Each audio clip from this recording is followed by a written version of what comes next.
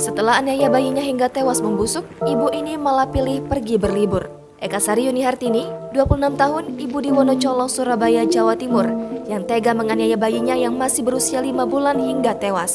Tak hanya itu, Eka Sari tega meninggalkan jasad anaknya tersebut pergi liburan ke Yogyakarta untuk ikut acara kantor sang suami.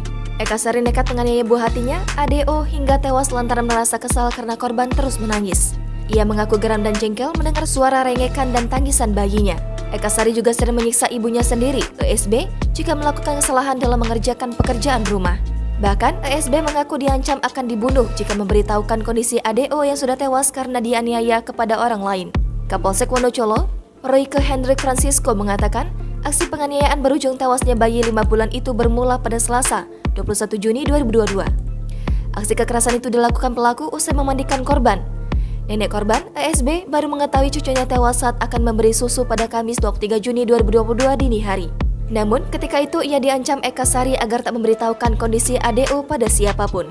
Kepada polisi, pelaku mengaku baru akan memakamkan korban sepulang pergi berlibur dari Gunung Kidul, Yogyakarta.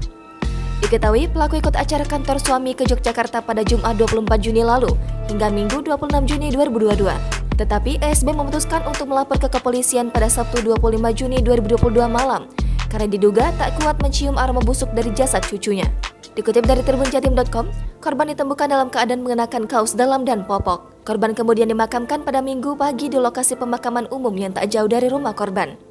Suami Eka Sari, RI, dipastikan tak terlibat dalam aksi penganiayaan yang menewaskan ADO. Hal ini disampaikan Komisaris Polisi Royke Hendrik Francisco ketika ditanya soal keterlibatan suami pelaku. Akibat perbuatannya, Eka Sari bakal dijerat pasal 80 ayat 3 Undang-Undang Republik Indonesia Nomor 35 Tahun 2002 tentang perubahan Undang-Undang Nomor 23 Tahun 2002 tentang Perlindungan Anak dan atau pasal 44 ayat 3 dan 4 Undang-Undang Republik Indonesia 23 Tahun 2001 tentang penghapusan kekerasan dalam rumah tangga. Dikatakannya, pelaku terancam kurungan penjara 20 tahun paling lama dan atau pidana penjara 15 tahun.